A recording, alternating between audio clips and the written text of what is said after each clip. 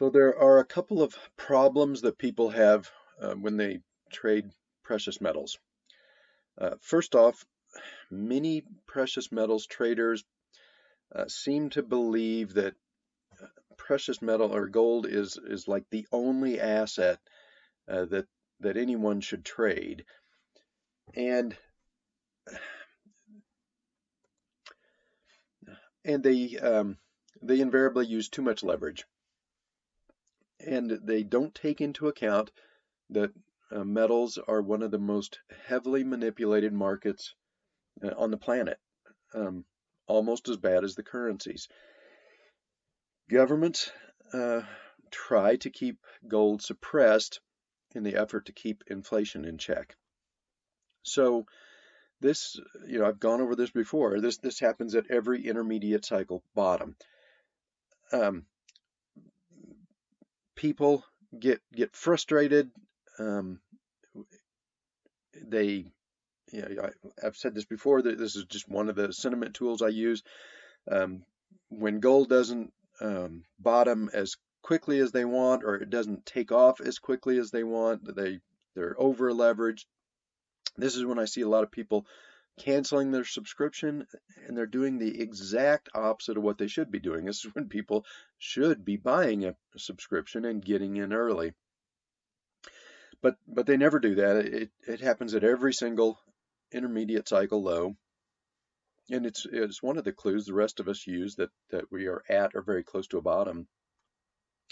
And then the mistake is that um, metal traders want to believe that um, gold is going to bottom like the stock market. Like usually, the stock market just rocket launches out of an intermediate bottom, but gold doesn't do that. So then, what happens is when I spot a bottom, and I said weeks ago that I was pretty sure this was a bottom. The RSI was starting to act like the advancing phase of an intermediate cycle, and at this point, there's little doubt that this was an intermediate bottom. Um, but then traders they ignore me. They get into massive leverage here, and then that this just because an intermediate cycle has bottomed doesn't mean that the cartel is going to quit attacking gold.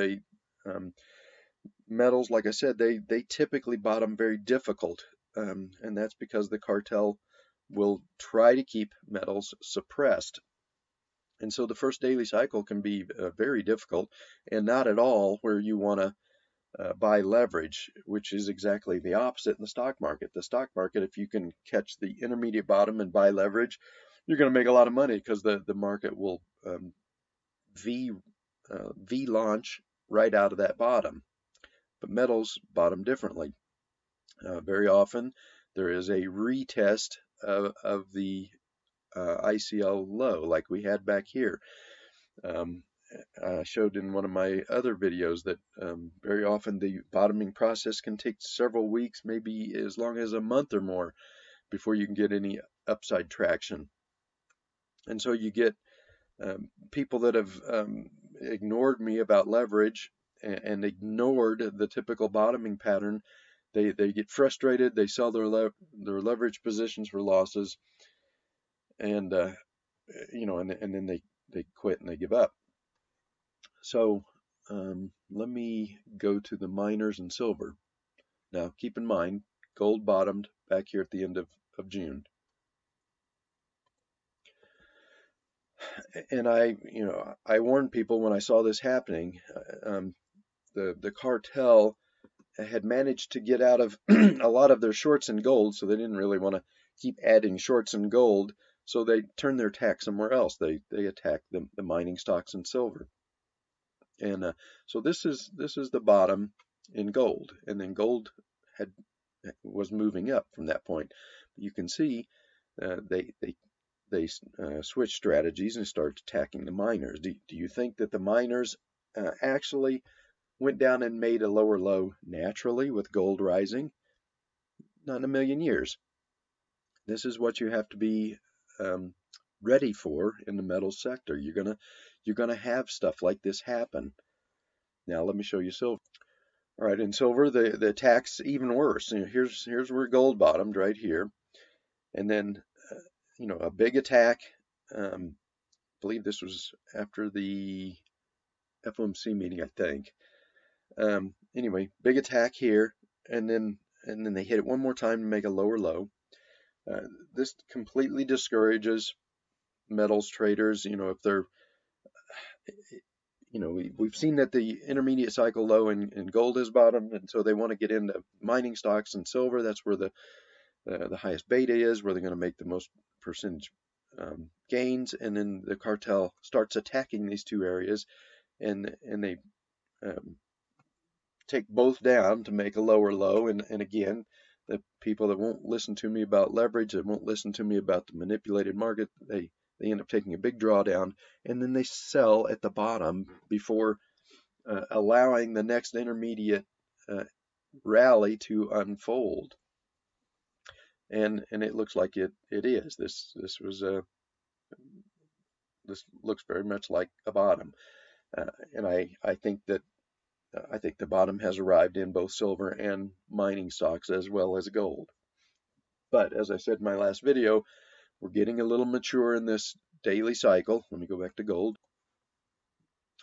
All right, so we're getting pretty mature in this daily cycle. So in my last video, I kind of what I expect is we're going to get a pop here. Maybe we come up to 1850-ish, something like that, and then all of these people, they'll do the same thing. They'll pile into leverage on a move above this 1835-ish level here, thinking that this breakout is going to trigger a big trending move, and it probably won't.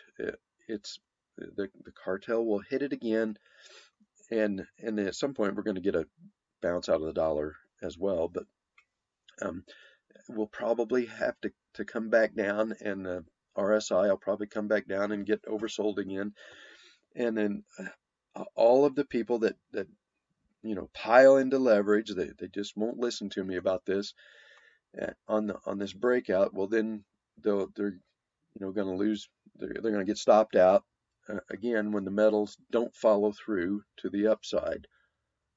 I'll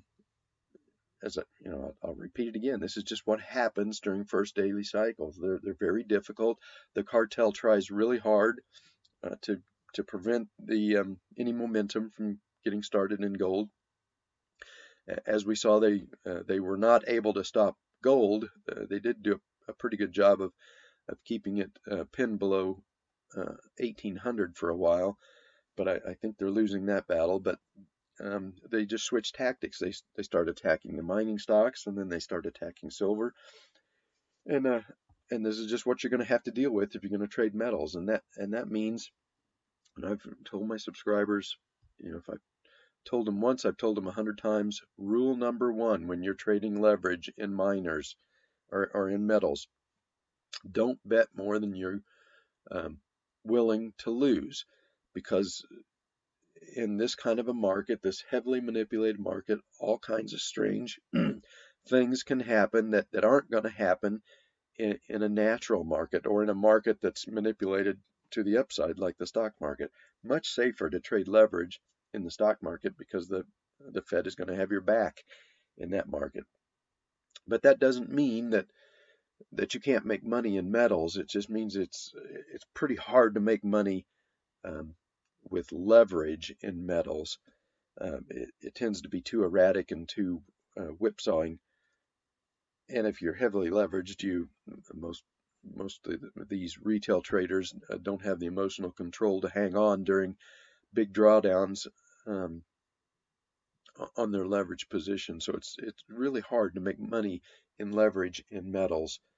But you can make money in metals, even though this market is very heavily manipulated. You just have to trade unleveraged, a little bit smaller position size, and then understand what is happening and why it's happening, and then have the conviction to hold your positions through the ups and downs, and try and ride out the entire intermediate rally, and usually they'll last 2 to 2.5 months, and we'll often have a big, strong trending move, especially in silver at the end, and that's when everybody wants to jump in at that point when they're making money quickly, and then usually they get caught at the top.